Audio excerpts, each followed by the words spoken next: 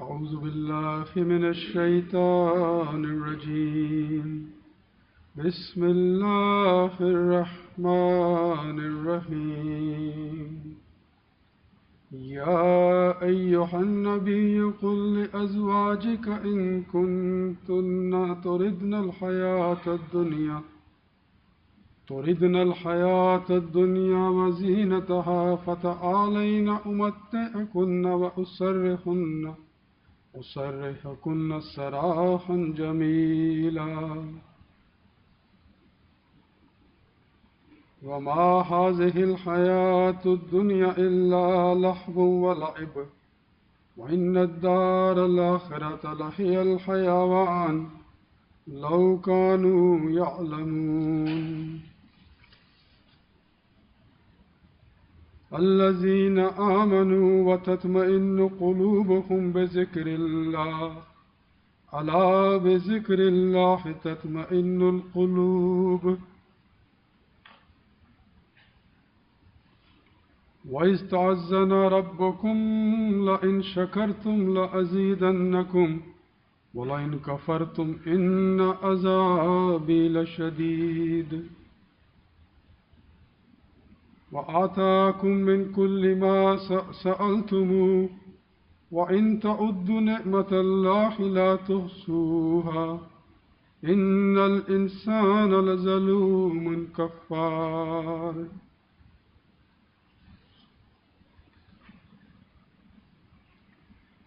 والمؤمنون والمؤمنات بعضهم أولياء بعض يأمرون بالمعروف وينهون عن المنكر ويقيمون الصلاة ويؤتون الزكاة ويطيعون الله ورسوله أولئك سيرحمهم الله إن الله عزيز حكيم. I have recited a few verses from different chapters of the Holy Quran. Before we go into these verses, just a little bit of background at why these verses have been selected and why this topic is being discussed. I mentioned in our last dars as well that this was an advice from Sayyidina Huzur Anwar Ayadullah Ta'ala bin Nasr al-Aziz that people are getting extremely frustrated because of unfulfillment of their worldly desires.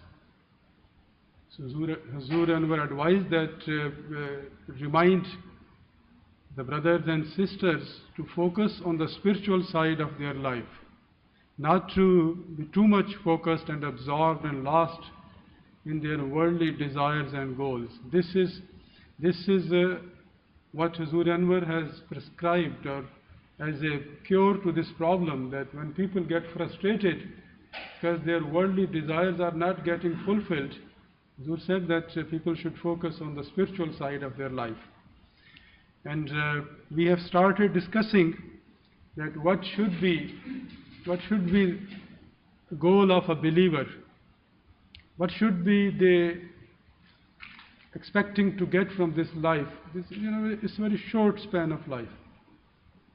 Should they just be running after the worldly things and amassing wealth and collecting material goods and boasting among each other, showing off that I have got this thing, I have made this thing? Is that the purpose of life? Or is there something more sublime and more noble than that? And more rewarding and more lasting than that? This is where the Holy Quran guides its followers. وَلِكُلِّ وِجْهَةٌ هُوَ مُوَلِّيهَا. That everybody has a goal which dominates him or her. فَاسْتَبِقُوا الْخَيْرَاتِ. So the goal of a believer should be to compete each other in good works. That should be the objective of life. That should be the dominating goal of a believer's life. To be better than others in righteousness. So, and there are so many other competitions we see And Allah has specifically prohibited the believers from entering into certain competitions. For example, the competition of amassing wealth, competition of other worldly things, horses, farms, you name it. Allah has not only discouraged, but He has strongly disliked this sort of competition. But unfortunately, we see that the world as a whole is absorbed and lost in these things. What do you think? Why these world wars happen, and why we are waiting and expecting another world war? It's just a fight for wealth and resources. So, with this little recap of last dars, today inshallah we will look more into that what is the cure, what is the solution, because human beings get tempted towards these things. They need to be reminded, they need to be pulled back from these things. The very first verse I recited today, it says that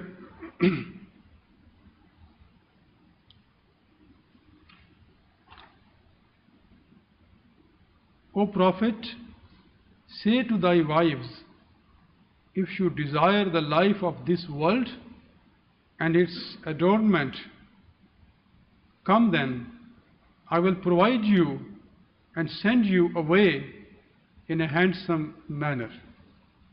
And नबी अपनी बीवियों से कह दे कि अगर तुम दुनिया की ज़िंदगी और उसकी ज़ीनत चाहती हो तो आओ मैं तुम्हें माली फ़ायदा पहुँचाऊँ और उम्दगी के साथ तुम्हें रुखसत करूँ.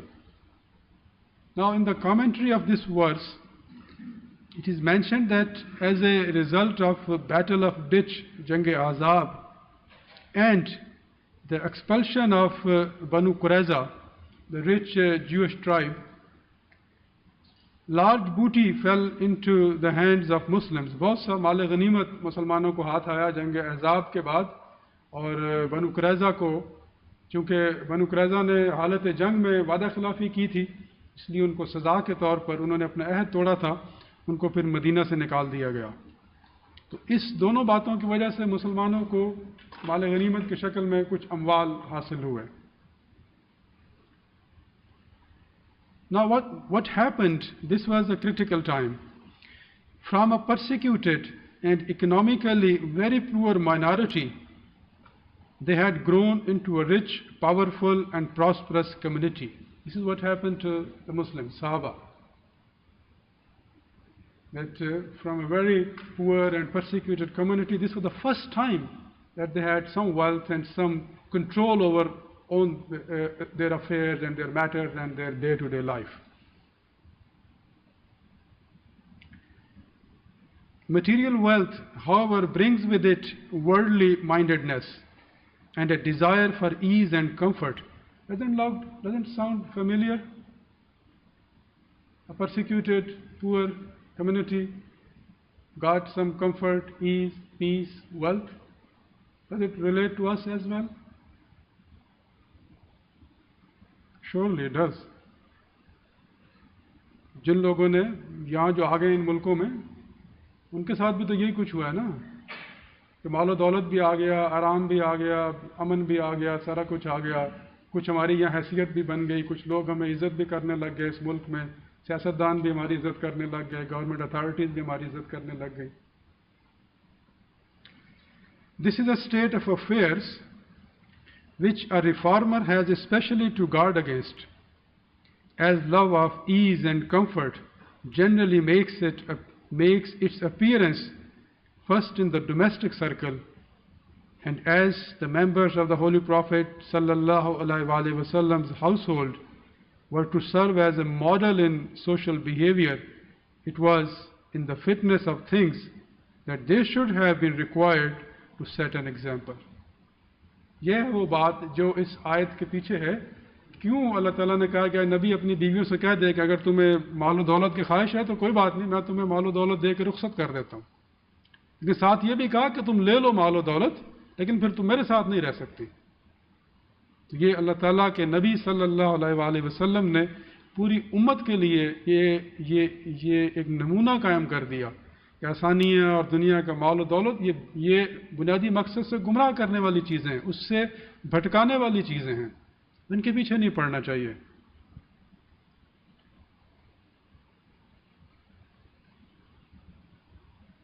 There is a lot more to this commentary. The commentary of this verse, اگر آپ چاہتے ہیں اس کو پڑھ سکتے ہیں. چونکہ میں نے اس مضمون کو سمیٹنا کوشش یہ ہے کہ آج یہ کسی حد تک اس کا کچھ نہ کچھ خلاصہ آپ کی خدمت میں پیش کر دوں.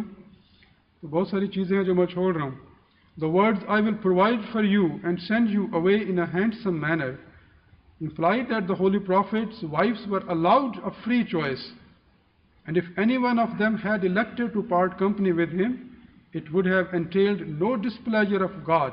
On the contrary, she would have been handsomely provided, but the cost was that they would not be able to live with Holy Prophet sallallahu alaihi wasallam. منع نہیں کیا اللہ تعالیٰ نے، کسی نے دنیا کمانی ہے کمائے، لیکن پھر اس کے کانسیکوینسز ہیں، نتائج ہیں اس کے، وہ کس قیمت پہ آپ وہ دنیا حاصل کرنا چاہتے ہیں. یہ ہے اصل مسئلہ کہ اگر دنیا اس قیمت میں حاصل ہو رہی ہے کہ اتنا کام کیا جا رہا ہے، اتنی بھاگ دوڑ کی جا رہی ہے کہ نمازوں سے غفلت ہے، مسجد میں آنے کی فرصت نہیں ہے، جماعتی کاموں کی فرصت نہیں ہے، قرآن کریم کی تلاوت کی فرصت نہیں ہے، باقی تسبیحات کی فرصت نہیں ہے، باقی عبادات کی مجاہدات کی فرصت نہیں ہے، رات دن دنیا دنیا دنیا، تو پھر ٹھیک ہے، ایک عارضی فائدہ ہے. اللہ تعالیٰ نے خود کہا کہ ایک عارضی فائدہ ہے، تم حاصل کر لو، کوئی بات نہیں، جو کرنا چاہے وہ کر لو.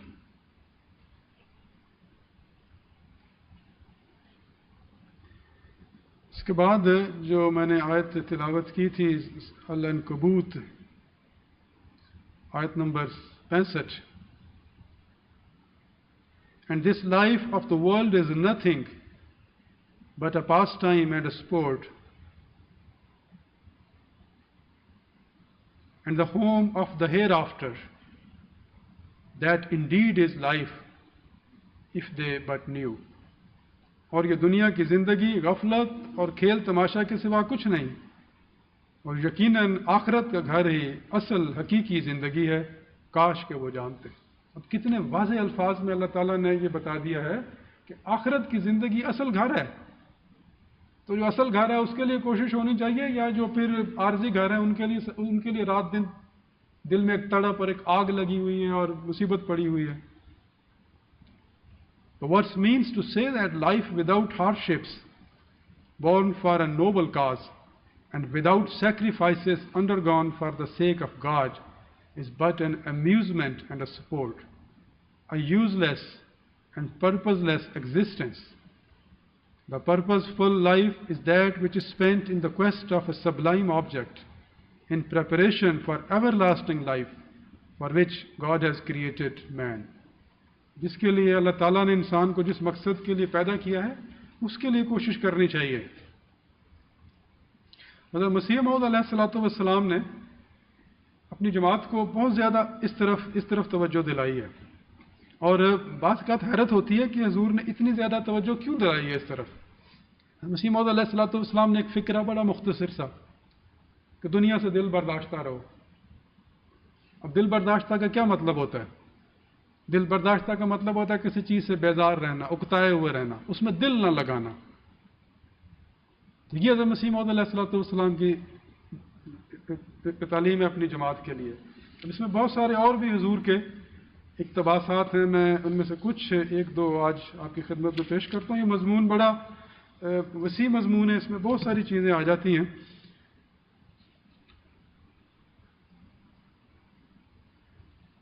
حضور فرماتے ہیں کہ آج کل لوگوں کے خیال میں تہذیب یہ ہے کہ انسان دنیا کا کیڑا بن جائے، خدا کو بھول جائے اور ظاہری اسباب کی پرستش میں لگ جائے، مگر خدا تعالیٰ کے نزدیک تہذیب یہ نہیں. تہذیب حضور فرما رہے ہیں کہ آج کی جو سویلائزیشن ہے، جو ماڈرن لائف ہے، وہ یہ کہتے ہیں کہ just work hard and collect things and گیدر wealth and every thing material, اور جو نہیں کرتا اس کو لوگ کہتے ہیں یہ بیوقوف ہے. ہماری جماعت میں بھی ایسے لوگ ہیں جو اس طرح کی باتیں کر رہے ہیں، یہ بیوقوف لوگ ہیں. دیکھو یہ ہے دنیا جو ہم نے حاصل کی ہے، دیکھو یہ ہمارے گھر، دیکھو ہماری گاڑیاں، دیکھو ہماری ویکیشن پیکیجز جو ہم جاتے ہیں، دیکھو ہماری باقی جو لش پش ہے. یہ تو سادہ لوگ بیچارے بیوقوف دیہاتی لوگ ہیں، گاؤں سے ہیں، انہیں کیا پتہ زندگی کیا ہوتی ہے. یہ مسیح موعود علیہ الصلوۃ والسلام فرما رہے ہیں کہ اب اسی چیز کو سویلائزیشن کے طور پہ پیش کیا جاتا ہے کہ جی بس دنیا کماؤ، بس دنیا کا کیڑا بن جائے آدمی.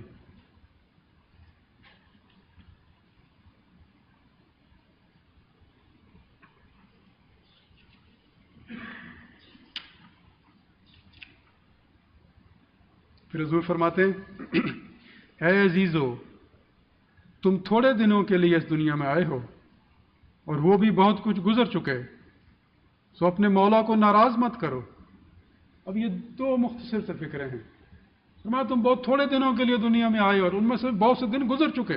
ہماری زندگیاں یہاں جتنے لوگ بیٹھے ہوئے ہیں ہم میں سے اکثر ایسے ہیں جو اپنی آدھی سے زیادہ زندگی، 2/3 سے زیادہ زندگی گزار چکے ہیں. فرمایا اپنے مولا کو ناراض مت کرو. پھر فرماتے ہیں حضور، ایک شخص جو ایک خزانہ اپنے پاس رکھتا ہے، کیا وہ ایک پیسہ کے ضائع ہونے سے روتا ہے اور چیخیں مارتا ہے اور ہلاک ہونے لگتا ہے؟ پھر اگر تم کو اس خزانہ کی اطلاع ہوتی کہ خدا تمہارا ہر ایک حاجت کے وقت کام آنے والا ہے تو تم دنیا کے لیے ایسے بے خود کیوں ہوتے؟ خدا ایک پیارا خزانہ ہے، اس کی قدر کرو، وہ تمہارے ہر ایک قدم میں تمہارا مددگار ہے. تم بغیر اس کے کچھ بھی نہیں، اور نہ تمہارے اسباب اور تدبیریں کچھ چیز ہیں. غیر قوموں کی تقلید نہ کرو جو بکلی اسباب پر گر گئی ہیں. میں تمہیں حد اعتدال تک رعایت اسباب سے منع نہیں کرتا، بلکہ اس سے منع کرتا ہوں کہ غیر قوموں کی طرح نرے اسباب کے بندے ہو جاؤ اور خدا کو فراموش کر دو جو اسباب کو بھی وہی مہیا کرتا ہے. پھر آگے حضور فرماتے ہیں خبردار، تم غیر قوموں کو دیکھ کر ان کی ریس مت کرو کہ انہوں نے دنیا کے منصوبوں میں بہت ترقی کر لی ہے، آؤ ہم بھی انہی کے قدم پر چلیں. مسیح موعود علیہ السلام is saying to his Jamaat, then don't copy, don't follow because the rest of the people have made so much worldly progress, so let's follow their footsteps. Because that's not our goal. That's not what this community has been raised for. The Masih Maud said that this is the last fight with the Satan. فرمایا یہ شیطان سے آخری جنگ ہے اور تم خدا کی آخری جماعت ہو. It's the last community of God. So we should have a much higher, much sublime, much nobler objective. الآخرۃ خیر و ابقی. The life hereafter is better and everlasting. That is what we should keep in front of us all the time. تريدون عرض الدنيا والله يريد الآخرة. That you desire the things of this world, but Allah desires the life hereafter. This part of the verse, تريدون عرض الدنيا والله يريد الآخرة. This was somebody mentioned who wrote the Sirat of Hazrat Muslim Maud Raziyallahu Ta'ala Anhu, that this verse, Hazrat Muslim Maud Raziyallahu Ta'ala Anhu has this verse written big and posted in his own room. حضور کے کمرے میں یہ آیت لکھی ہوئی لگی ہوئی تھی بڑی بڑی. تريدون عرض الدنيا, تم دنیا کی زندگی چاہتے ہو. واللہ یرید الآخرہ, اللہ تعالیٰ تو آخرت چاہتا ہے. یہ ہے وہ مقصد جو ہمیں اپنے سامنے رکھنا چاہیے.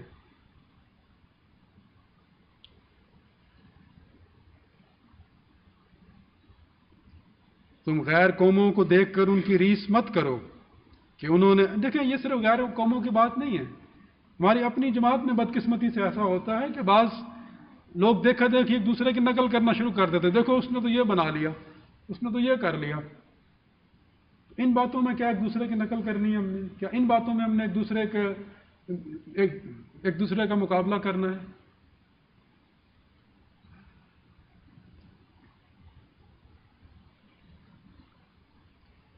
پھر حضور فرماتے ہیں میں تمہیں دنیا کے کسب اور حرفت سے نہیں روکتا, مگر تم ان لوگوں کے پیرو مت بنو جنہوں نے سب کچھ دنیا کو ہی سمجھ رکھا ہے. وہ فرماتے ہیں تم راست باز اس وقت بنو گے جبکہ تم ایسے ہو جاؤ کہ ہر ایک کام کے وقت, ہر ایک مشکل کے وقت, قبل اس کے جو تم کوئی تدبیر کرو, اپنا دروازہ بند کرو اور خدا کے آستانہ پر گرو کہ ہمیں یہ مشکل پیش ہے، اپنے فضل سے مشکل کشائی فرما، تب روح القدس تمہاری مدد کرے گی اور غیب سے کوئی راہ تمہارے لیے کھولی جائے گی۔ حضرت مسیح موعود علیہ الصلوۃ والسلام نے یہ لکھا ہے کہ سیٹھ عبد الرحمن صاحب مدراسی رضی اللہ تعالیٰ عنہ حضرت مسیح موعود علیہ الصلوۃ والسلام کے بڑے پیارے اور بڑے جو کبائر صحابہ میں ان کا شمار ہوتا ہے، ان کے بارے میں لکھا ہے کہ سیٹھ عبد الرحمن صاحب ایک دفعہ اپنی کسی مالی مشکل کے وقت قادیان آئے اور کچھ دن یہاں رہے تاکہ حضرت صاحب سے دعا کرائیں۔ حضرت مسیح موعود علیہ الصلوۃ والسلام نے ان کے متعلق فرمایا، سیٹھ صاحب کیا خوب آدمی ہیں، جب ان کو کوئی تکلیف پہنچتی ہے تو وہ دنیاوی کوششوں میں ہاتھ پاؤں مارنے کے بجائے سیدھے قادیان چلے آتے ہیں اور اللہ تعالیٰ ہماری دعا سے ان کی مشکل کو حل کر دیتا ہے۔ یہ ہے طریقہ جو اللہ تعالیٰ نے بتایا ہے ہمیں۔ Before we try anything else, we should just pray to Allah Almighty. Close our door, lay down your prayer mat and supplicate to Allah Almighty. This is where the solution of all of our problems lies. Hazrat Masih Maud alayhi salatu wassalam has praised one of his companions, Hazrat Sayyid Abdul Rahman Sahib Madrasi, that he had some financial difficulties. Before he could try anything else, he traveled to Qadian and came to Hazrat Masih Maud alayhi salatu wassalam, remained and stayed there for some days and requested Hazur to pray. یہ ہے ہماری مشکلات کا حل، یہ ہیں طریقے ہمارے مسائل کے حل ہونے کے۔ جو بھی مشکلات ہیں دنیا میں، آزمانے والے یہ نسخہ بھی آزما۔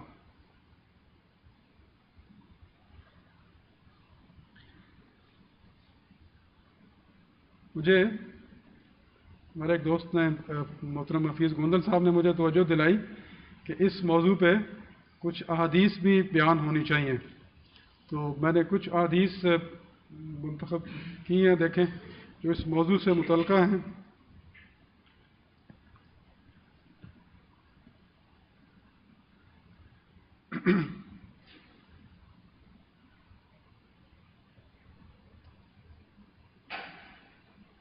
Narrated Mujahid ibn Umar radiyallahu ta'ala anhu said that Allah's Messenger sallallahu alaihi wasallam took hold of my shoulder and said, "Be in this world as if you were a stranger or a traveler." ہمارے نبی کریم صلی اللہ علیہ وسلم نے فرمایا کہ دنیا میں ایسے رہو جیسے تم ایک اجنبی ہو۔ غریب کا لفظ آیا ہے حدیث میں، غریب اجنبی کو کہتے ہیں، غریب الوطن، کسی غریب الوطن مسافر کی چاہتوں کا سلام کہنا، یہ وہ غریب الوطن یعنی اجنبی لوگ اور مسافر۔ What is a stranger and a traveler? A stranger does not expect anything from anyone around because he doesn't know anybody. He has no expectations from anyone. A traveler does not collect things. He wants to travel light, does not carry so much baggage. فرمایا دنیا میں ایسے رہو جیسے تم اجنبی ہو یا مسافر ہو۔ تو کتنا آسان طریقہ بتایا زندگی گزارنے کا، اور ہم لوگ کیا کرتے ہیں؟ مصیبت پڑی ہوئی ہے، 25 سال کی مارٹگیجز لی ہوئی ہیں، گاڑیاں لیز پہ لی ہوئی ہیں، کیا مت آئی ہوئی ہے، بس وہ نہ رات کو سکون ہے نہ دن کو، بس یہی حساب لگا رہے ہیں، اب اتنی قسطیں رہ گئی ہیں، اب اتنی رہ گئی ہیں، یہ حساب نہیں لگاتے کہ زندگی کتنی رہ گئی ہے۔ حضرت مسیح موعود علیہ الصلوۃ والسلام نے فرمایا کہ انسان باقی تو ساری چیزوں کا حساب رکھتا ہے، اپنی عمر کا حساب نہیں رکھتا کتنی رہ گئی ہے۔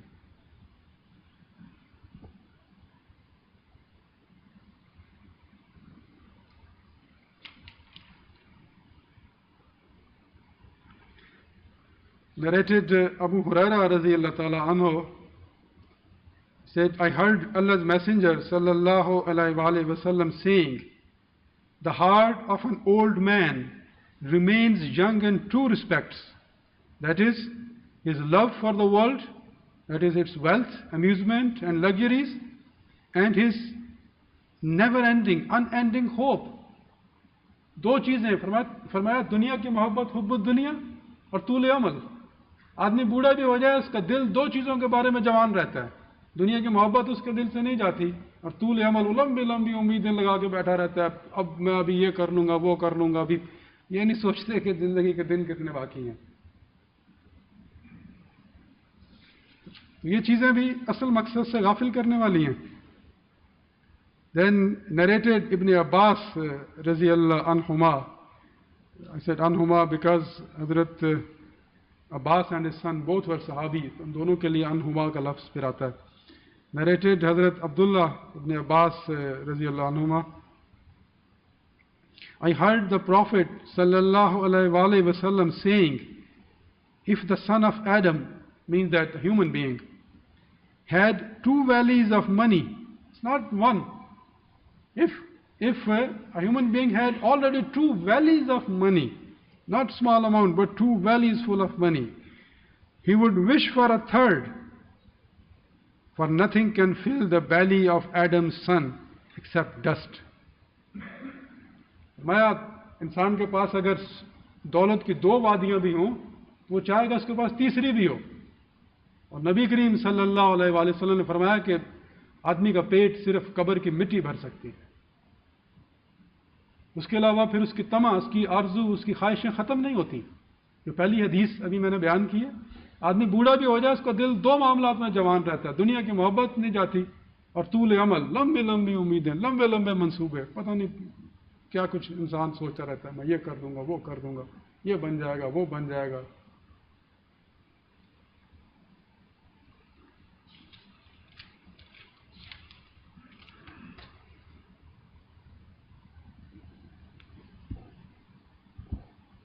کچھ 1-2 حدیثیں اور. حضرت مستور ابن شداد سے روایت ہے، کہتے ہیں کہ میں نے رسول اللہ صلی اللہ علیہ وآلہ وسلم کو فرماتے سنا کہ اللہ کی قسم. یہ بہت اس اعتبار سے یہ بہت اہم ہے کہ نبی کریم صلی اللہ علیہ وسلم فرما رہے ہیں اللہ کی قسم نہیں ہے دنیا آخرت کے مقابلہ میں مگر ایسی جیسے تم میں سے کوئی اپنی انگلی سمندر میں ڈالے پھر دیکھے کہ انگلی کتنا پانی لے کر لوٹتی ہے. یہ ہے اس دنیا کی حیثیت. Holy Prophet sallallahu alaihi wasallam said that the comparison of this world and the hereafter is just like that. If someone dips his finger into an ocean, the amount of water which comes back with the finger is this world. Rest of the ocean is hereafter. Should we be trying just for this one little drop of water, or should we be going for the whole ocean? پھر ایک اور روایت ہے حضرت جابر سے کہ رسول اللہ صلی اللہ علیہ وآلہ وسلم ایک بھیڑ کے مرے بچے پر گزرے تو فرمایا تم میں کوئی یہ پسند کرے گا کہ یہ اسے 1 درہم کے عوض ملے؟ صحابہ نے عرض کیا ہم نہیں چاہتے کہ یہ ہمیں کسی بھی چیز کے عوض ملے. تو فرمایا اللہ کی قسم دنیا اللہ کو اس سے زیادہ ذلیل ہے جیسی یہ تمہارے نزدیک ہے.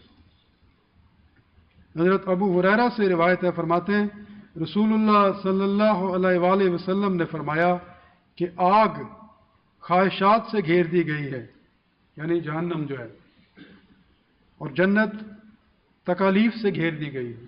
مسیح موعود علیہ الصلوۃ والسلام کیا فرماتے ہیں؟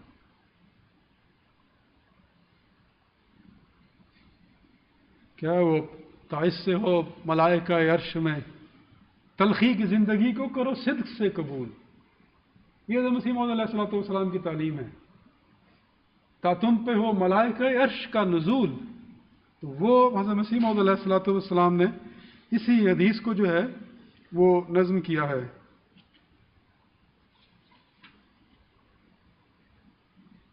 پھر یہ روایت ہے کہ حضرت ابو ہریرہ سے روایت ہے کہ رسول اللہ صلی اللہ علیہ وآلہ وسلم نے فرمایا کہ اللہ تعالیٰ فرماتا ہے، یہ حدیث قدسی ہے، اللہ تعالیٰ فرماتا ہے کہ اے انسان تو میری عبادت کے لیے فارغ ہو جا، میں تیرا سینہ غنا سے بھر دوں گا اور تیری غریبی دور کر دوں گا، اور اگر تو یہ نہ کرے گا تو تیرا ہاتھ کام کاج سے بھر دوں گا اور تیری فقیری بند نہ کروں گا. اب دیکھیں، یہ دیکھ لیں دنیا میں کیا ہو رہا ہے.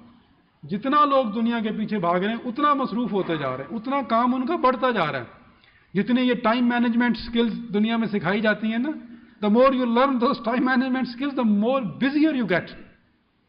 because you want to get done more and more and more, and there's no limit. وہی اس حدیث نے یہ سبق ہمیں دیا ہے. شاید کوئی ایک حدیث اور بھی.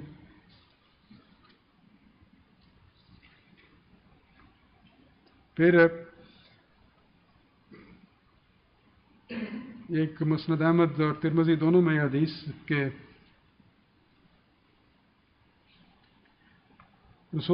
فرمایا رسول اللہ صلی اللہ علیہ وآلہ وسلم نے کہ مجھ پر میرے رب نے پیش فرمایا کہ میرے لیے مکہ کی زمین کو سونا بنا دے.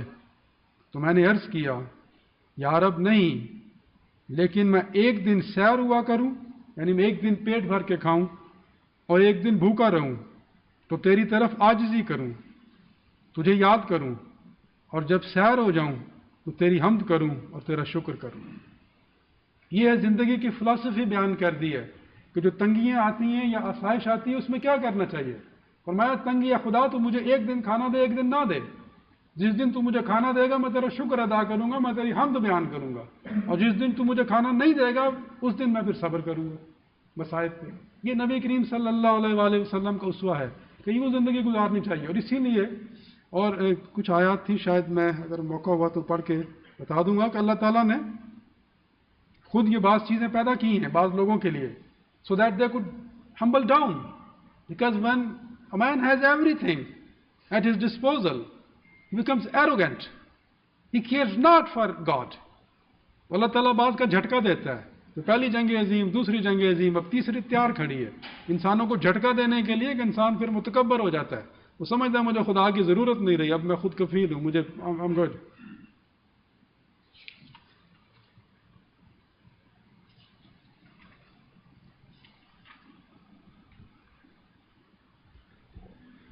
There's one little clarification. I'm thankful to Chaudhry Azhar Sahab. He sent me a note that what we are discussing in this dars has a specific scope, because Huzur Anwar Ayyadullah Ta'ala advised that the members of the Jama'at should be educated, counseled, reminded that they should focus more on their spiritual life. This is a solution to their frustration and the mental health issues arising from the unfulfillment of their worldly desires. But this is one specific diagnosis. If somebody has some mental health issues or some frustration or ذہنی تناؤ اور depression اس وجہ سے، تو اس کا یہ حل ہے کہ وہ اپنی زندگی کا رخ خدا کی طرف موڑے اور جو خدا تعالیٰ نے تعلیم دی ہے اس پہ وہ آ جائے. But if somebody has a pre-existing mental health condition, they must seek medical advice as well, because brain is also it's another organ like your heart or your lungs, and it could get damaged, it could get sick. So if that is the case, then one must seek medical advice. There should not be any stigma attached to this thing. بعض کا انسان کے جسم کے جس طرح باقی بیماریاں ہوتی ہیں، ذہن بھی بیمار ہو سکتا ہے، دماغ بھی انسان کا بیمار ہو سکتا ہے. تو اس صورتحال میں ڈاکٹر کے پاس جانا چاہیے، میڈیکل ایڈوائس لینی چاہیے، دوائیاں بھی کھانی چاہیے. تو یہ اس کی وضاحت چودھری اظہر صاحب نے مجھے بھیجا کہ یہ وضاحت ہو جانی چاہیے. ایسا نہ ہو کہ جن کو پہلے سے یہ کوئی بیماری ہے وہ اس کا بہانہ بنا لے کہ نہیں ہمیں ڈاکٹر کے پاس جانے کی ضرورت نہیں، حالانکہ ان کو ڈاکٹر کے پاس جانا چاہیے. ان کو اللہ تعالیٰ ایسے سب لوگوں کو صحت و سلامتی دے. اللہ تعالیٰ سب کو اپنی حفظ و امان میں رکھے، اور ہر طرح کی جو ذہنی پیچیدگیاں، نفسیاتی مسائل ہیں، اللہ تعالیٰ. تو سب کافی ہے. جزاک اللہ، آپ کا شکریہ، آپ نے توجہ دلائی. اچھا جی، پھر another verse which I had recited today, and the believers, men and women, are friends one of another. They enjoin good and forbid evil, and embrace prayer, and pay the zakat, and obey Allah and His Messenger. Now in this verse it is mentioned that believers are friends of one another because they enjoin good and they forbid bad. مومن مرد اور مومن عورتیں ایک دوسرے کے دوست ہیں. وہ اچھی باتوں کا حکم دیتے ہیں اور بری باتوں سے روکتے ہیں. لیکن اس میں ایک سبق ہمارے لیے یہ ہے کہ ہمارے دوست کیسے ہونے چاہیے. Who should we hang around with? ہمارا ملنا جلنا کیسی فیملیز کے ساتھ ہونا چاہیے. ایون جماعت کے اندر بھی ہمارا ملنا جلنا جماعت کے اندر بھی جماعت سے باہر بھی ایسے خاندانوں کے ساتھ ہونا چاہیے جو نیکی کو اہمیت دیتے ہوں, جو دین کو اہمیت دیتے ہوں, جہاں دین کا عزت اور احترام ہو.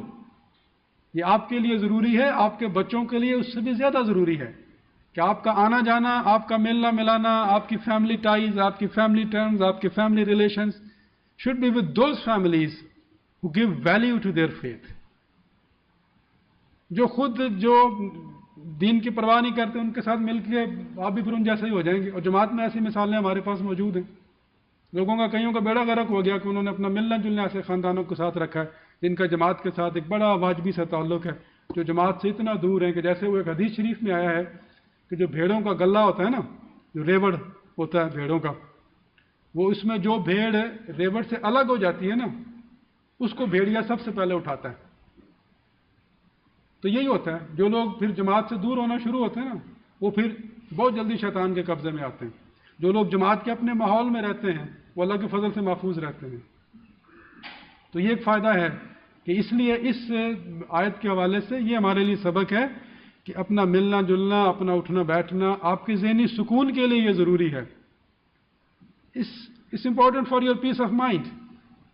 ایسے لوگوں کے ساتھ ملنا جلنا نہ رکھیں جن کی ساری گفتگو دنیا کے گرد گھومتی ہے, جو صرف دنیا کی چیزوں کو ڈسکس کرنے میں سارا وقت گزار دیتے ہیں. I got this new iPhone, I got this new car, I went there for vacation, I did this, I did that. جن کی زندگی کا صرف یہ مقصد ہے, بہت مختصر زندگی ہے, بیچارے سمجھ ہی نہیں ہے ان کو زندگی کی کہ کن چیزوں میں اپنا وقت ضائع کر رہے ہیں, اور دوسروں کو پھر اس کے پر اثر ہوتا ہے, وہ بھی پھر ان کو کاپی کرنا شروع کر دیتے ہیں. اس لیے میری آپ بھائیوں سے بہنوں سے گزارش ہے کہ خدا کے لیے اپنا ملنا جلنا ایسے لوگوں کے ساتھ رکھیں جو دین کو اہمیت دیتے ہیں, جن کے نزدیک دینی باتوں کی زیادہ اہمیت ہے.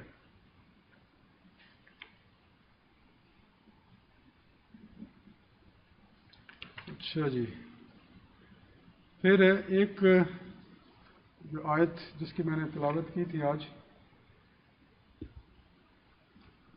اس میں اصل میں ساری باتوں کا جو خلاصہ جو ہے نا, جو اس کا حل ہے وہ اس آیت میں بیان ہوا ہے. اس آیت کو ہمیشہ ہمیں اپنے مد نظر رکھنا چاہیے.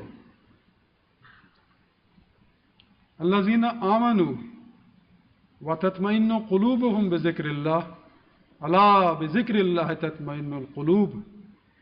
Those who believe and whose hearts find comfort in the remembrance of Allah. It is in the remembrance of Allah that hearts can find comfort. This is the solution. یہ ہے وہ حل. اب دنیا میں کسی سے پوچھ لیں بھائی تم اتنی بھاگ دوڑ کیوں کرتے ہو, یار بس سکون ہو جائے زندگی میں, سکون آ جائے. Ask anyone. Why are you making so much effort? Why are you that hustle and bustle and hardship and hard work? Just for sake of peace of mind. I just want to have peace of mind. یہ ہے وہ peace of mind. الا بذکر اللہ تطمئن القلوب. یعنی وہ لوگ جو ایمان لائے اور ان کے دل اللہ کے ذکر سے مطمئن ہو جاتے ہیں. سنو, اللہ ہی کے ذکر سے دل اطمینان پکڑتے ہیں. اس کی جو مختصر کامنٹری 5 والیوم کامنٹری سے says that this beautiful verse embodies a great and extremely natural truth. The more the people of the world gain the very, very small goods of this life, the greater becomes the hunger. Small in a sense that they could be big, but in real sense they are small, insignificant. The greater becomes the hunger and the consequent burning of their heart. But as for those who seek God, the more they turn to Him, the greater is their peace of mind. This shows that search after God is the innermost yearning of human nature and the real goal of man's life. and that when the goal is attained, man begins to enjoy a perfect peace of mind. کیا زندگی کا ذوق اگر وہ نہیں ملا؟ حضرت مسیح موعود علیہ الصلوۃ والسلام فرماتے ہیں نا، کیا زندگی کا ذوق اگر وہ نہیں ملا؟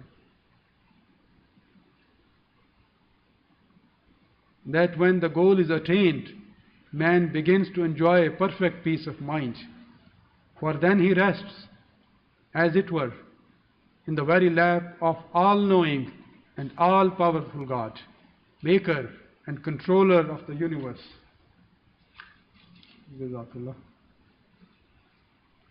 Would the people of the world had realized this great secret of happiness? کاش لوگوں کو یہ سمجھ آتی، یہ ہے وہ حقیقی خوشی. اس کی بڑی پرمعرف تفسیر حضرت مسلم موعود رضی اللہ تعالیٰ عنہ نے بیان فرمائی ہے تفسیر کبیر میں بھی.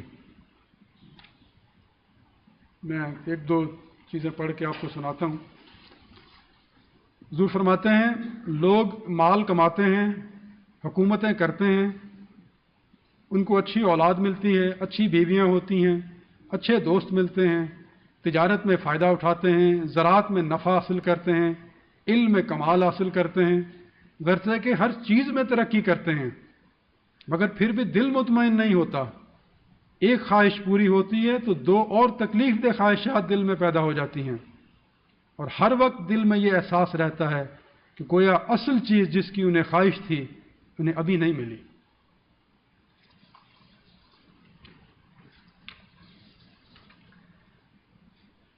حضور فرماتے ہیں کہ اصل مقصد کے ملنے کے ساتھ ہی تڑپ دور ہو جاتی ہے اور اطمینان حاصل ہو جاتا ہے. بس چونکہ اصل مقصد انسانی پیدائش کا خدا تعالیٰ کی یاد اور اس کا ذکر ہی ہے، جب خدا مل جاتا ہے تو کوئی جلن اور تڑپ نہیں رہتی بلکہ اطمینان ہی رہتا ہے.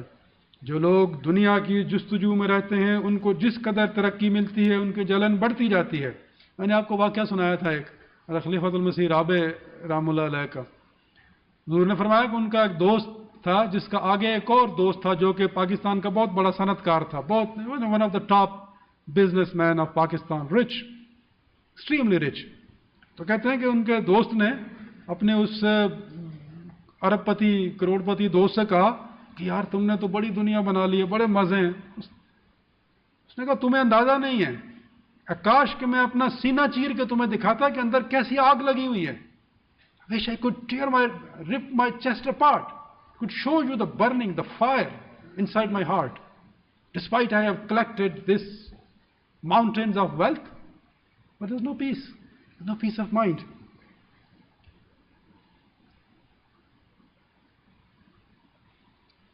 فرمایا مگر جو خدا تعالیٰ کی طرف جاتا ہے اور جس قدر اس کی طرف متوجہ ہوتا ہے اتنا ہی اس کے دل کا اطمینان بڑھتا جاتا ہے. اس سے ثابت ہوتا ہے کہ اس نے یعنی اللہ تعالیٰ نے اس نے اپنی ذات کی جستجو ہی ہماری زندگی کا اصل مقصد قرار دیا ہے.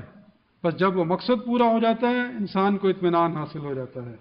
اس کی لمبی تفسیر ہے، اس کو پڑھیں جن کو پڑھنا چاہیے، شوق ہے سب کو پڑھنا چاہیے. تفسیر کون سی ایسی بات ہے. پھر ایک جس کا میں نے تلاوت کی تھی آج، وَاسْتَأْذَنَ رَبُّكُمْ لَئِنْ شَكَرْتُمْ لَأَزِيدَنَّكُمْ. And remember also the time when your Lord declared, if you are grateful, I'll surely bestow more favors on you. جب تمہارے رب نے یہ اعلان کیا کہ اگر تم شکر ادا کرو گے تو میں ضرور تمہیں بڑھاؤں گا. تو یہ ہے سکون پانے کا طریقہ. اللہ تعالیٰ کا شکر ادا کرنا چاہیے ہر حالت میں. اللہ تعالیٰ نے ہمیں بہت اچھے حال میں رکھا ہوا ہے، اسی میں زندگی کی خوشیوں کا راز ہے. حضرت خلیفۃ المسیح اول رضی اللہ تعالیٰ عنہ کا ایک فقرہ، ایک دو فقرے چلے میں اب ہاں یہ ہے دیکھیں، یہ ایک فقرہ ہے جن کو اللہ تعالیٰ نے معرفت عطا کی ہوتی ہے، ان کی باتیں اس طرح کی ہوتی ہیں. حضرت خلیفۃ المسیح اول فرماتے ہیں اللہ تعالیٰ کے احسان یاد کرنے سے بغض، حسد، کینہ وغیرہ بیماریاں رفع ہو جاتی ہیں. جو آدمی ہر وقت خدا تعالیٰ کا شکر ادا کر رہا ہوگا وہ پھر کسی کے ساتھ کیوں بغض، حسد اور کینہ رکھے گا؟ جو آدمی رات دن اللہ تعالیٰ کی حمد ہے، خدا تیرا شکر ہے، خدا تو نے مجھے بہت دیا ہے، خدا تیرا احسان ہے، وہ کسی کا بغض حسد کینہ رکھ سکتا ہے دل میں؟ یہ حضرت خلیفۃ المسیح اول کی یہ ہدایت ہے۔ پھر ایک فکرہ اور اب یہ میرے سامنے آ گیا کیونکہ ہمارے موضوع سے متعلقہ ہے۔ حضور فرماتے ہیں، حضرت خلیفۃ المسیح اول فرماتے ہیں، اسلام میں یہ ایک خصوصیت ہے کہ انسان کو غمگین نہیں ہونے دیتا۔ مسلمان اگر بنے تو انہیں کیا غم، مگر وہ بنے بھی۔ اب یہ خلیفۃ المسیح اول کا بڑا سادہ انداز گفتگو ہوتا تھا، وہ بہت مرصع مکفّا اردو نہیں بولتے تھے، بہت سادہ اردو، حضور کی تحریر بھی اسی طرح کی ہے۔ کہا پہلے مسلمان بنے بھی تو، لیکن اگر ایک حقیقی مسلمان ہے تو فرمایا اللہ تعالیٰ نے قرآن کریم میں یہ ضمانت دی ہے کہ وہ کبھی غمگین نہیں ہو سکتا۔ He will never be worried or concerned or any grief or any fear، کچھ اس کو نہیں ہوتا۔ حضرت خلیفۃ المسیح اول رضی اللہ تعالیٰ عنہ کا ایک واقعہ ہے، انہوں نے اپنے کسی بیٹے نے ان سے کچھ پیسے مانگے تو حضور نے ان کو پیسے دیے، تو بیٹے نے کہا ابا جی یہ تو بہت تھوڑے ہیں۔ تو حضور نے فرمایا کہ اگر تم شکر ادا کرتے تو میں تمہیں اور بھی دیتا۔ یہ ہے وہ میسج، جو خدا تعالیٰ نے دیا ہے نا اس پہ اللہ تعالیٰ کا شکر ادا کریں، صرف اس کو دنیاوی بھی لے آؤ، جزاک اللہ، اس کو صرف دنیاوی چیزوں کی نظر سے نہ دیکھیں۔ باب العلم حضرت علی رضی اللہ تعالیٰ عنہ نے، جو کہ دانش کا اور معرفت کا سمندر، حضرت علی رضی اللہ تعالیٰ عنہ فرماتے ہیں کہ حیرت ہے کہ حسد کرنے والے کسی کی صحت سے حسد نہیں کرتے، اس کی مال و دولت سے حسد کرتے ہیں۔ اگر کسی سے حسد کرنے کا کوئی بنتا ہے تو اس کی صحت پہ یہ ہونا چاہیے، یار کتنا صحت مند آدمی ہے، اس کی لوگوں کو پرواہ نہیں ہے، دولت پہ حسد کرتے ہیں لوگ۔ تو اس بات کا شکر ہے کہ اگر آدمی ادا کر، کبھی کسی دن فرصت ملا تو ہسپتال کا چکر لگا کے آئیں ایک، پھر دیکھیں اللہ تعالیٰ نے آپ پہ کتنے احسان کیے ہیں۔ مال و دولت کو چھوڑ دیں، یہ جسم جو ہے کتنا خدا تعالیٰ کا احسان ہے۔ خدا نہ خواستہ، اللہ نہ کرے، اگر کسی کی بینائی جاتی رہے، if somebody loses his vision, eyes، اندازہ کر سکتے ہیں زندگی کتنا عذاب بن جائے گی۔ کبھی خدا کا شکر ادا کیا ہے اس پہ؟ اور روتے رہتے ہیں، فلانا نے فلانا گھر بنا لیا، اس نے یہ گاڑی لے لی، اس نے یہ کر لیا، وہ کر لیا۔ جو خدا تعالیٰ نے دیا اس پہ تو شکر ادا کرو پہلے خدا کا۔ اللہ تعالیٰ کہتا ہے شکر ادا کرو گے تو اور دوں گا، لیکن اگر نہ شکری کرو گے تو اللہ نے کہا کہ اس کا پھر عذاب بہت شدید ہے۔ تو یہ اتنی مشکل باتیں نہیں ہیں، یہ ان کو سامنے رکھنا چاہیے۔ اب حضرت خلیفۃ المسیح اول کا وہ سامنے آ گئے نوٹس، تو میں ایک اور بھی بات، خلیفۃ المسیح اول فرماتے ہیں مجھے صحابہ رضوان اللہ علیہم کی بعض عجیب باتیں معلوم ہوتی ہیں۔ عظیم الشان صحابہ میں دیکھتا ہوں کہ کسی نے کبھی حضرت صلی اللہ علیہ وآلہ وسلم سے دنیا کی کسی چیز کے لیے دعا کی درخواست نہیں کی۔ کہتے ہیں بڑے بڑے صحابہ تھے، انہوں نے کبھی نبی کریم صلی اللہ علیہ وسلم سے یہ نہیں کہا کہ حضور دعا کریں مجھے یہ مل جائے، مجھے وہ مل جائے۔ اور پھر حضور کیا فرماتے ہیں خلیفۃ المسیح اول؟ کہتے ہیں خدا کا احسان ہے کہ میں نے بھی حضرت صاحب سے کبھی کوئی ایسی درخواست نہیں کی۔ یہ خلیفۃ المسیح اول رضی اللہ تعالیٰ عنہ کا مقام و مرتبہ بھی اس سے پتہ چلتا ہے۔ پھر فرمایا جب انسان کو صحت ہو، اس کے پاس مال ہو، جتھا ہو، حسن ہو، کامیابی ہو، تو وہ خدا اور آخرت سے بے پرواہ ہو جاتا ہے۔ یہ چیزیں انسان کو خدا کی یاد سے غافل کرنے والی ہیں، جن کے پیچھے دنیا بھاگ رہی ہے رات دن۔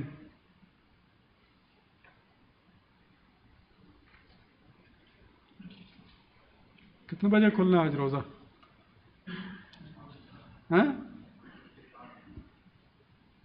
4/13 اور 4/17۔ اچھا،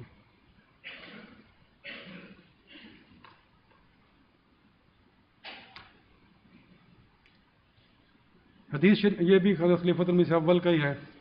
فرمایا اللہ تعالیٰ سے غافل کرنے والے امور کا نام قرآن شریف میں لہو ہے۔ یہ لہو کا لفظ بہت دفعہ جو آیات تلاوت کی ہیں، لہو اور لعب دونوں اس میں آئے ہیں۔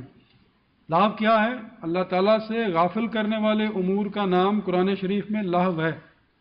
بس مومن کا کام یہ ہے کہ جس کام سے، جن مکانات میں، جس لباس سے، جس خوراک سے، جس مجلس میں بیٹھنے سے انسان کو اللہ تعالیٰ سے غفلت پیدا ہو، اس سے ہجرت کرے، اور یہی اس کا علاج ہے۔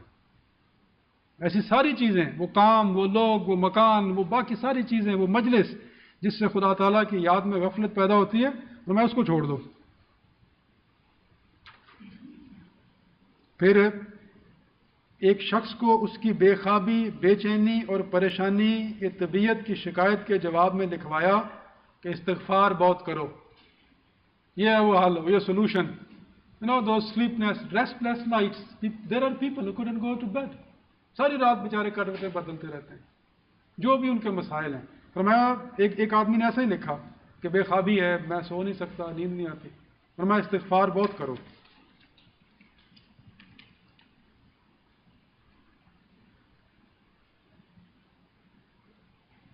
ٹھیک ہے، جزاک اللہ.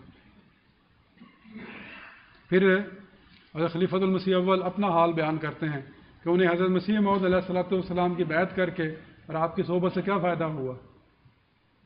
فرماتے ہیں دوسرا فائدہ میں نے آپ کی صحبت میں یہ اٹھایا کہ دنیا کی محبت مجھ پر بالکل سرد پڑ گئی. کوئی ہو، مخالف ہو یا میرے موافق، میرے تمام کاروبار اور تعلقات کو دیکھے، کیا مجھ میں ذرہ بھر بھی حب دنیا باقی ہے؟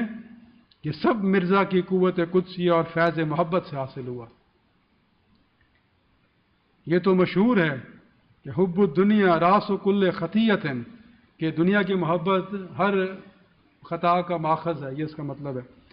پس میں نے مرزا کی صحبت سے وہ فائدہ حاصل کیا جو تمام تعلیمات الہیہ کا منشا ہے اور ذریعہ نجات، اور اسی دنیا میں بہشتی زندگی.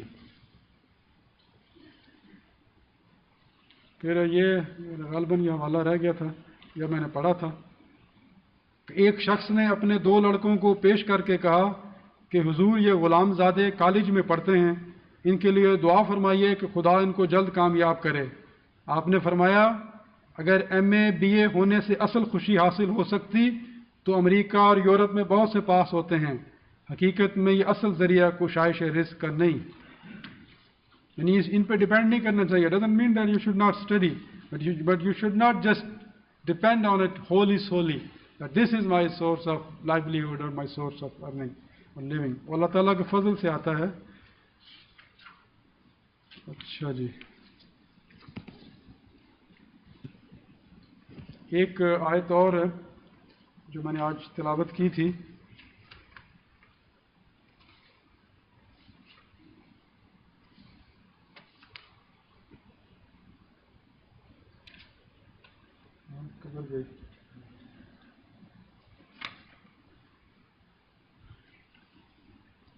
ادھر ادھر بکھر گئے ہیں سارے کاغذ.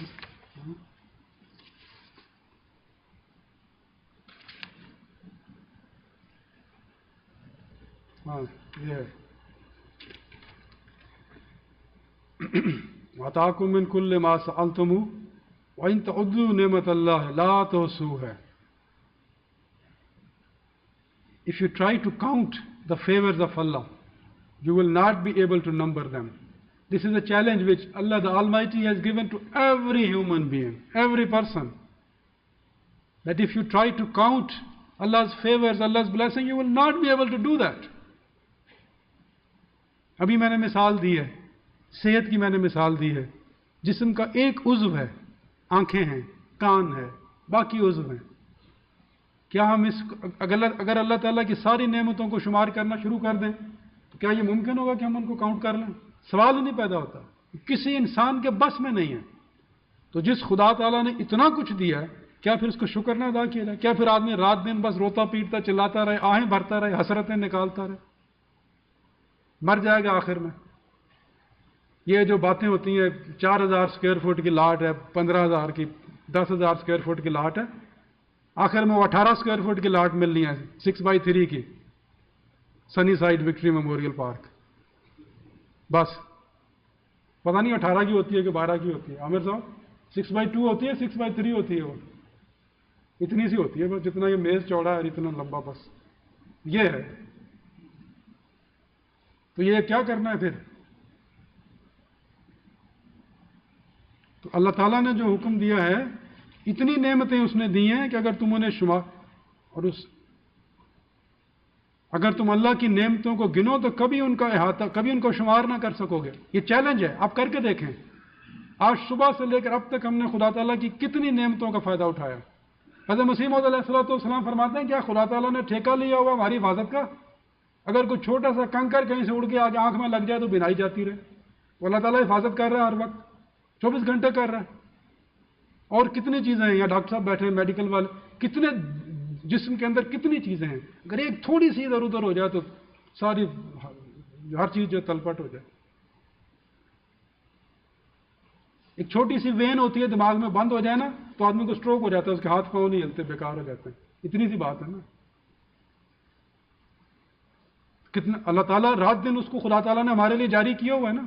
ہم پانی پیتے ہیں، کبھی شکر ادا کیا ہے پانی پینے کی؟ میں نے ایسے لوگ دیکھے ہیں جو پانی کا گھونٹ، اس کا ذائقہ محسوس کرنے کے لیے ترستے رہے، لیکن ان کی میڈیکل کنڈیشن ایسی تھی کہ ہم ان کو پانی کا گھونٹ، میرے والد صاحب کی میں بات کر رہا ہوں، ان کو جب سٹروک ہوا تو ڈاکٹرز نے کہا کہ آپ منہ کے ذریعے پانی نہیں پی سکتے. وہ کہتے تھے یار میں پانی کا ذائقہ بھول گیا، مینوں ایک گھٹ پانی کا تو دیو. ہم رات دن کتنے ڈرنکس، کتنی چیزیں انجوائے کرتے ہیں، کبھی شکر ادا کیا؟ یہ خدا تعالیٰ کا چیلنج ہے. وَإِن تَعُدُّوا نِعْمَتَ اللَّهِ لَا تُحْصُوهَا. اللہ کی نعمتوں کو شمار کرنا چاہو تم نہیں کر سکو گے. اللہ تعالیٰ ہمیں ان باتوں کو سمجھنے کی توفیق عطا فرمائے. وہ پریشانیاں جو ہم نے خود اپنے اوپر بلا وجہ لا دی ہوئی ہیں، یہ اس درس کا خلاصہ ہے جو حضور انور کی ہدایت تھی کہ لوگوں سے کہیں کہ دین کی طرف متوجہ ہوں. وہ دنیا کی چیزوں کے پیچھے پڑے ہوئے ہیں اور اس کی وجہ سے ان کے اندر وہ ذہنی تناؤ پیدا ہو رہا ہے، وہ جو اس سے مایوسی پیدا ہوتی ہے، اس سے ذہنی بیماریاں اس سے جو ان کے اندر پیدا ہوتی ہیں. رات دن ایک بے چینی لگی ہوئی ہے، بے خوابی، ایک مصیبت پڑی ہوئی ہے. کہاں لے کے جانا ہے یہ سب کچھ؟ جیسے میں نے پہلے عرض کیا، وہی 18 اسکوائر فٹ کی لاٹ ملنی ہے، وہ بھی قسمت والا ہے جس کو ملے گی.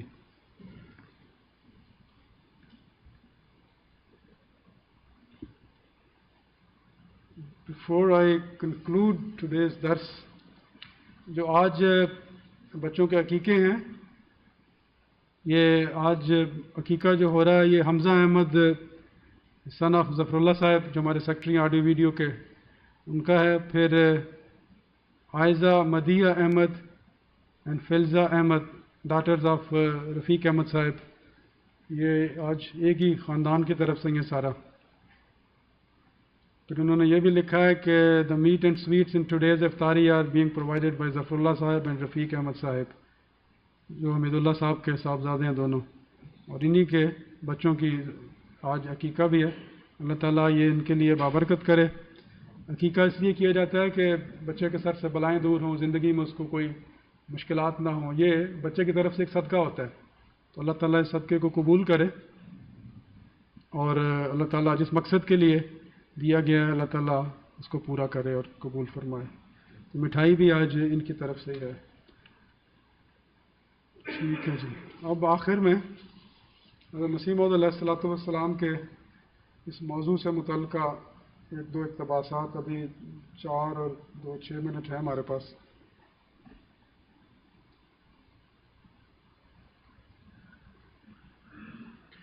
حضرت مسیح موعود علیہ السلام is English translation of Huzur's writings. O my Jama'at, may God Almighty be with you. May that mighty benefactor prepare you for the journey to the hereafter, as the companions of the Holy Prophet sallallahu alaihi wasallam were prepared. My repeated admonition to my Jamaat is that man's life is short and transitory. It cannot be depended upon. Before you is a great task. Try by every means that your end should be good. میں خاتمہ بالخیر ہو، اس کی کوشش کرو. And Hazur says, you are the last Jamaat of God. So practice virtue at its best. Every one of you who becomes slothful will be cast out of the Jamaat like a foul thing, and will die in regret, and will be able to do no harm to God. I give you the glad tidings. حضور فرماتے ہیں خوشخبری ہو. I give you the glad tidings that the domain of achieving nearness to God is empty. All people have fallen in love with the world, and no one pays attention to that which would please God. Those who wish to enter through this door with full eagerness have the opportunity to prove their mettle and to be bestowed special favor from God. دیکھیں دنیا میں ہر طرف there is a competition all around in every field, be it business, education, science, sports, entertainment, you name it. It's a severe competition. But this field is without any competition. The domain of achieving Allah's love, Allah's pleasure, Allah's nearness. Not many people are trying for this. So there's an opportunity. یہ حضرت مسیح موعود علیہ الصلوۃ والسلام کا پیغام ہے جماعت کے لیے.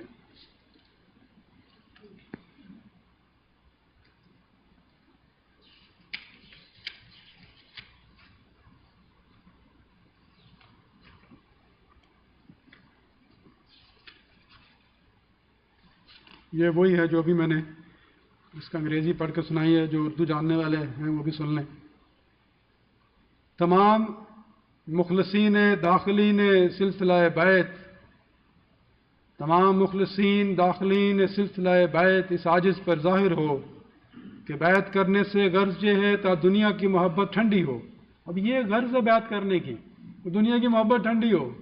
اگر یہی آگ لگی ہوئی ہے تو پھر بیعت کی غرض کیسے پوری ہوگی؟ مجھے یہ بتائیں.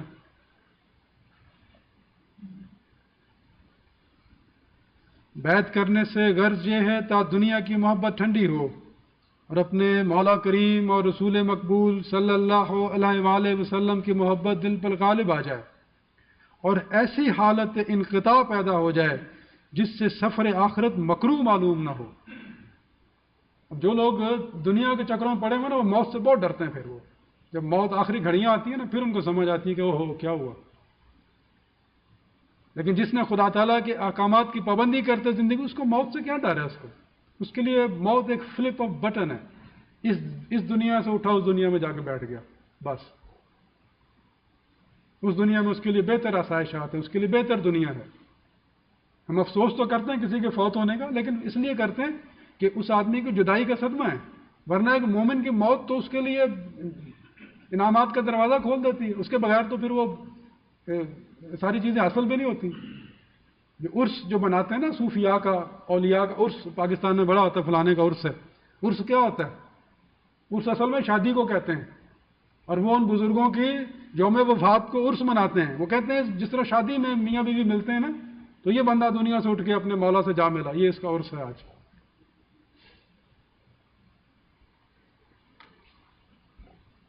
اے میری جماعت، خدا تعالیٰ آپ کے ساتھ ہو، آمین.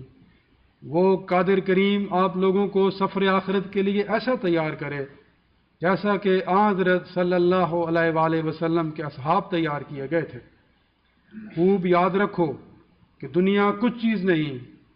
لعنتی ہے وہ زندگی جو محض دنیا کے لیے ہے، اور بدقسمت ہے وہ جس کا تمام ہم و غم دنیا کے لیے ہے. ایسا انسان اگر میری جماعت میں ہے تو وہ ابس طور پر میری جماعت میں اپنے تئیں داخل کرتا ہے، کیونکہ وہ اس خشک ٹہنی کی طرح ہے جو پھل نہیں لائے گی. تمہیں خوشخبری ہو کہ قرب پانے کا میدان خالی ہے. ہر ایک قوم دنیا سے پیار کر رہی ہے، اور وہ بات جس سے خدا راضی ہو اس کی طرف دنیا کو توجہ نہیں.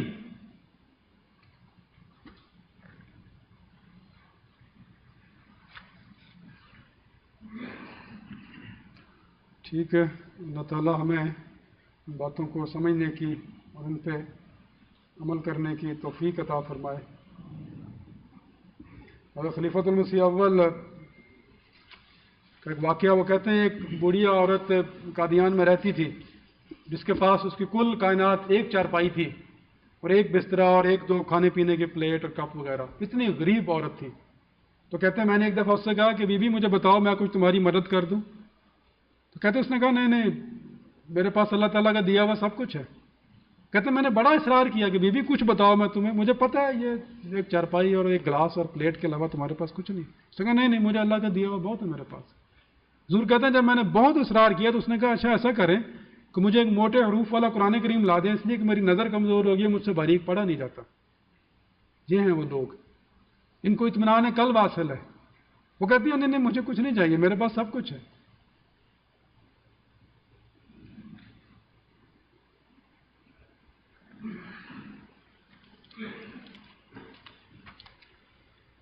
ایک اور یاد دہانی کہ رمضان کے آخری 4-5 دن ہیں، بھرپور کوشش کریں، پوری جد و جہد صرف کریں. اب اس وقت سے جو باقی رہ گئے ہیں فائدہ اٹھائیں، کوشش کریں زیادہ سے زیادہ نمازیں مسجد میں ادا کریں. خاص طور پہ فجر کی نماز، اٹھنا تو ہوتا ہی ہے روزے کے لیے، تو تھوڑی سی تکلیف اور کریں، مسجد میں آ کے فجر کی نماز ادا کریں، ذرا دیکھیں کیا محسوس ہوتا ہے. جیسے میں نے کل بھی عرض کیا تھا، بہت سے لوگ ہیں جن کو شاید سال ہر سال ہو گئے کہ انہوں نے فجر کی نماز مسجد میں ادا نہیں کی ہوئی.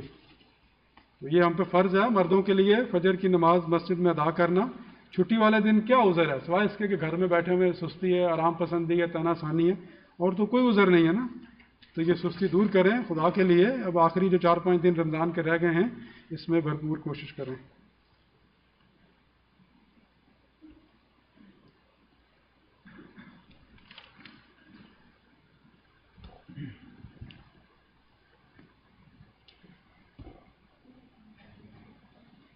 جی کون اذان دے رہا ہے؟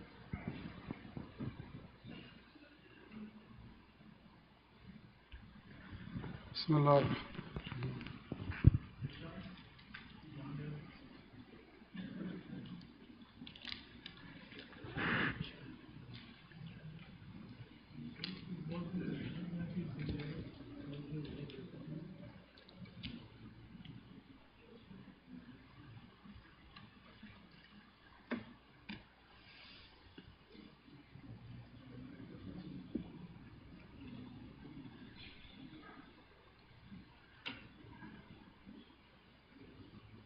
اللہ اکبر اللہ اکبر اللہ اکبر اللہ